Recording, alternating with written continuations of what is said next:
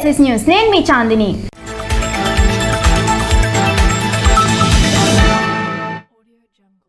సంక్షేమ పథకాలతో పేదరికం నిర్మూలన అవుతుందని ఎమ్మెల్యే గొర్లె కిరణ్ కుమార్ పేర్కొన్నారు. ముఖ్యమంత్రి వైఎస్ జగన్మోహన్ రెడ్డి అమలు చేస్తున్న సంక్షేమ పథకాలతో పేదరికం నిర్మూలన సాధ్యమవుతోందని హెచ్ఎల్ఏ ఎమ్మెల్యే గొర్లె కిరణ్ కుమార్ అన్నారు. జీసిగూడెం మండలం జాడా గ్రామంలో గడప గడపకు మన ప్రభుత్వ కార్యక్రమాన్ని నిర్వహించారు.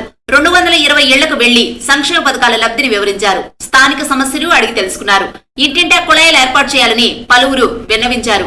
అనంతరం ఎమ్మెల్యే మాట్లాడుతూ సంక్షేమం, అభివృద్ధి రెండు కళ్లుగా సీఎం జగన్మోహన్ రెడ్డి పాలన కొనసాగిస్తున్నారని చెప్పారు. ముఖ్యంగా పేదలకు మేలు జరగాలన్న ఉద్దేశంతో అనేక పథకాలు అమలు చేస్తున్నారని తెలిపారు. సచివాలయాలు, వాలంటీర్ వ్యవస్థ ద్వారా పారదర్శకంగా పథకాలు మంజూరు చేస్తున్నట్లు చెప్పారు. ప్రజలంతా అండగా నిలబడి రానున్న ఎన్నికల్లో వైఎస్ఆర్సీపీని మళ్లీ గెలిపించాలని కోరారు.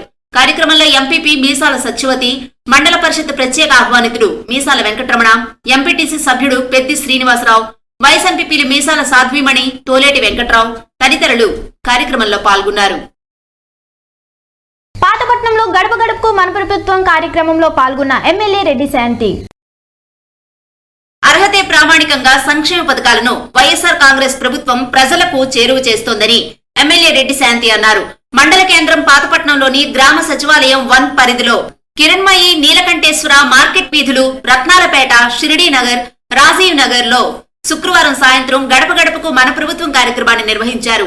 ఇంటింటికి వెళ్లి సంక్షేమ పథకాలు అందుతున్నాయా లేదా అని అడిగి తెలుసుకున్నారు.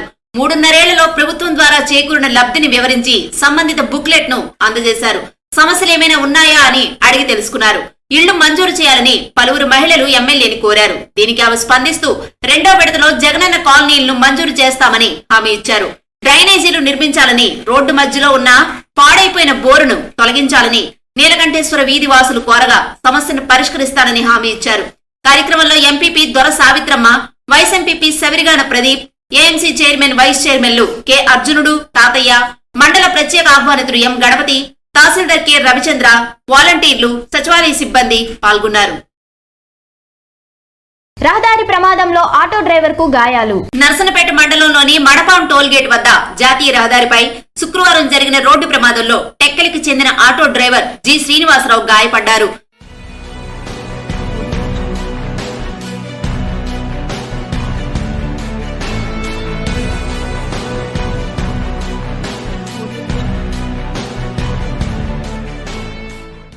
నర్సనపేట నుంచి శ్రీకాకుళం వెళ్లే మార్గంలో ఆగి ఉన్న లారీని ఆటో ఢీకొట్టడంతో ప్రమాదం జరిగింది. శ్రీనివాసరావు కాలుకి బలమైన గాయం కావడంతో ఎన్హెచ్ అంబులెన్స్ సిబ్బంది శ్రీకాకుళం రిమ్స్ ఆసుపత్రికి తరలించారు. పోలీసులు కేసు నమోదు చేశారు. విశ్రాంతి ఉద్యోగుల కార్యాలయంలో ఏర్పాటు చేసిన ఉచిత వైద్య శిబిరం. కిడ్నీ వ్యాధులపై ప్రతి ఒక్కరూ అవగాహన కలిగి ఉండాలని యూరాలజిస్టు బుడుమూరు రమణ అన్నారు. నర్సనపేట మండల కేంద్రంలోని స్థానిక ఏపీ విశ్రాంత ఉద్యోగుల సంఘ భవనంలో కిమ్స్ ఆసుపత్రి వైద్యులచే విశ్రాంత ఉద్యోగులకు ఉచిత వైద్య శిబిరాన్ని శుక్రవారం ఏర్పాటు చేశారు.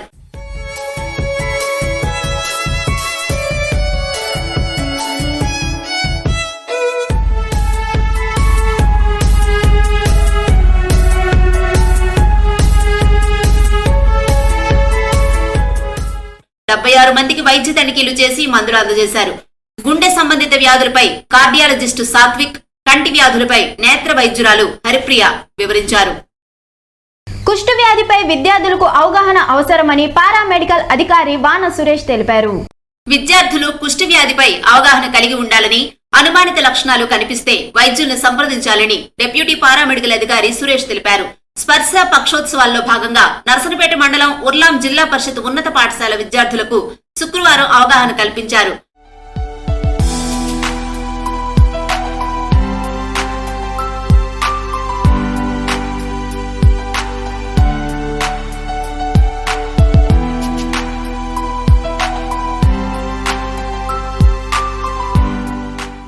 అప్రమత్తతోనే వ్యాధుల నుంచి రక్షణ పొందగలమని పిహెచ్సి వైద్యాధికారిని సుజాత అన్నారు. కుష్టి వ్యాధి గుర్తింపు, పోషకాహారం, హిమోగ్లోబిన్ అంశాలపై అవగాహన కల్పించారు. విద్యార్థులు వైద్య ఆరోగ్య సిబ్బందితో ప్రతిజ్ఞ చేయించారు. కార్యక్రమంలో పాఠశాల ప్రధానోపాధ్యాయులు హర్షవర్ధన శర్మ, ఉర్లాం పిహెచ్సి వైద్యాధికారిని సుజాత, సిబ్బంది పాల్గొన్నారు. డే అండ్ నైట్ కూడలి వద్ద ర్యాలీ నిర్వహిస్తున్న సమరయాత్రకు స్వాగతం పలికిన వివిధ సంఘాల నాయకులు. హిందూపురంలో గత నెల 25న ప్రారంభమైన సమరయాత్ర శుక్రవారం జిల్లాకు చేరుకుంది. ఇచ్చాపురం వరకు కొనసాగుతున్న యాత్రకు శ్రీకాకుళం నగరంలో పలు ప్రజా సంఘాల ప్రతినిధులు స్వాగతం పలికారు.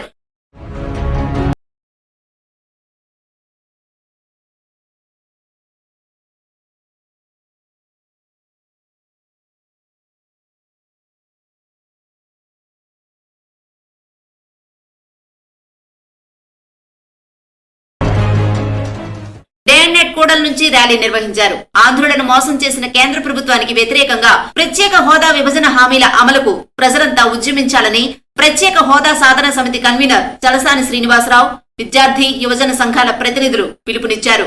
ఏఐఎస్ఎఫ్, ఏఐవైఎఫ్, డివైఎఫ్ఎస్ఐ, ఎస్ఎఫ్ఎస్ఐ, పీడీఎస్యు రాష్ట్ర అధ్యక్ష కార్యదర్శులు జాన్సన్ బాబు, శివారెడ్డి తదితరులు పాల్గొన్నారు.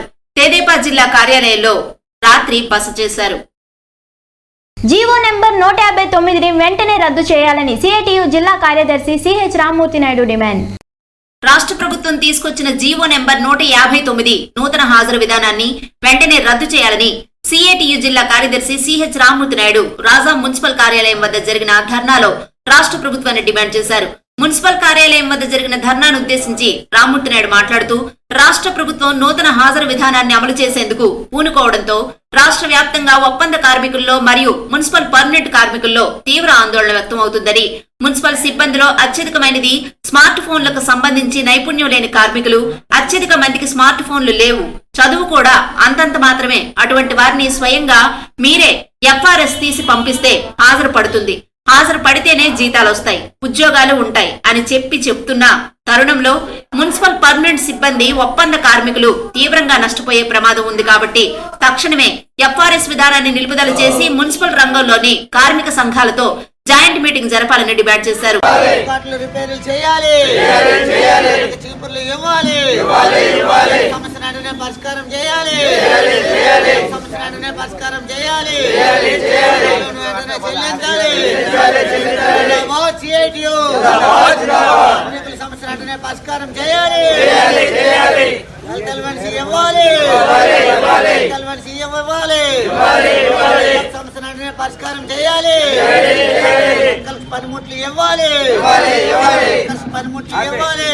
ప్రభుత్వం కార్మికుల సమస్యలు పరిష్కారం చేయకుండా కార్మికుల దృష్టిని మళ్లించడానికి ఇటువంటి ప్రయత్నాలు చేయడం సరైంది కాదని, కార్మికులకు కనీస వేతనం, పీఎఫ్, ఈఎస్ఐ అనేక సమస్యలు నేటికి పరిష్కారం కాని పరిస్థితి ఉందని, కాంట్రాక్టు అవుట్సోర్సింగ్ కార్మికులు పర్మనెంట్ చేసే రాష్ట్ర ప్రభుత్వం లేకుండా ఇటువంటి గందరగోళ జీవోలను తీసుకొచ్చి కార్మికులను ఇబ్బందులకు గురి చేస్తుందని, పట్టణ విస్తరణకు అనుగుణంగా నూతన కార్మికులను నియమించకుండా ఉన్న కార్మికుల మీదే పనిభారాన్ని పెంచి తీవ్రంగా ఒత్తిడి తెస్తోందని, తక్షణమే రాష్ట్ర ప్రభుత్వం కార్మికుల సమస్యలు పరిష్కరించే దిశగా ఆలోచన చేయాలని, లేదంటే పోరాటాన్ని ఉధృతం చేస్తామని హెచ్చరించారు. ఈ కార్యక్రమంలో యూనియన్ అధ్యక్ష కార్యదర్శులు రాజేష్, శంకర్రావు, చిన్నబాబు, సుగుణమ్మ మొదలగు వారు పాల్గొన్నారు. గ్రామీణ ప్రాంతంలో మౌలిక వసతులు కల్పనే లక్ష్యం, శాసన సభాపతి తమ్మినేని సీతారాం అన్నారు. ఆంధ్రవలస నియోజకవర్గంలో ప్రతి గ్రామానికి మౌలిక వసతుల కల్పనకు చిత్తశుద్ధితో కృషి చేస్తున్నట్లు ఆంధ్రప్రదేశ్ శాసన సభాపతి తమ్మినేని సీతారాం పేర్కొన్నారు. శుక్రవారం ఆందోళన మండలం తొగరాం పంచాయతీ పరిధిలోని ఇసుకలపేట గ్రామంలో 90 లక్షల రూపాయల నిధులతో బీటీ రోడ్డు నిర్మాణ పనులకు ఆయన శంకుస్థాపన చేశారు.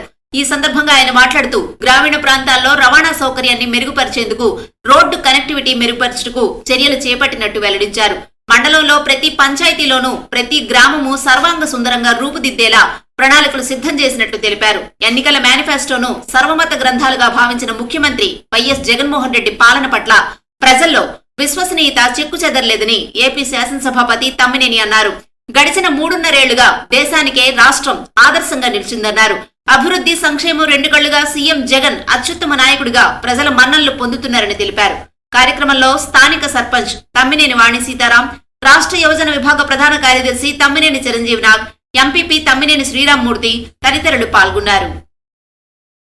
మంత్రి డాక్టర్ సీదిరి అప్పలరాజుకి ఘన స్వాగతం పలికిన ఆంబుగం పంచాయతీ ప్రజలు. రాష్ట్ర ప్రభుత్వం ప్రతిష్టాత్మకంగా చేపట్టిన గడప గడపకు మన ప్రభుత్వం కార్యక్రమంలో భాగంగా మందస మండలం అంబుగాం పంచాయతీ పరిధిలో సర్పంచ్ తిరునగరి వెంకమ్మ సవరయ్య ఆధ్వర్యంలో జరుగుతున్న గడప గడపకు మన ప్రభుత్వం కార్యక్రమంలో రాష్ట్ర పశుసంవర్ధక శాఖ మంత్రి సీదిరి అప్పలరాజు పాల్గొన్నారు. ఈ సందర్భంగా మంత్రి సీదిరి మాట్లాడుతూ అంబుగాం పంచాయతీ పెద్దలు, మహిళలు మరియు వైఎస్ఆర్ కాంగ్రెస్ పార్టీ నాయకులు, కార్యకర్తలు వారిని ఘనంగా స్వాగతం పలికారు. గ్రామదేవతకు ప్రత్యేక పూజలు నిర్వహించిన అనంతరం సుమారు 8 లక్షల రూపాయలతో నిర్మించిన చెత్త నుండి సంపద కేంద్రాన్ని రాష్ట్ర మంత్రి ప్రారంభించారు.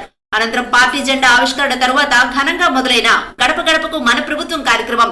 ఈ సందర్భంగా అంగన్వాడీలో ఏర్పాటు చేసిన పౌష్టికాహార స్టాల్ ని పరిశీలించి అనంతరం గర్భిణీ స్త్రీలకు శ్రీమంతం మరియు అన్నప్రాసన కార్యక్రమాల్లో మంత్రి సీదిరి అప్పలరాజు పాల్గొన్నారు. ఇవండి ఈనాటి ఎస్ఎస్ న్యూస్ విశేషాలు. Stay tune to SS news.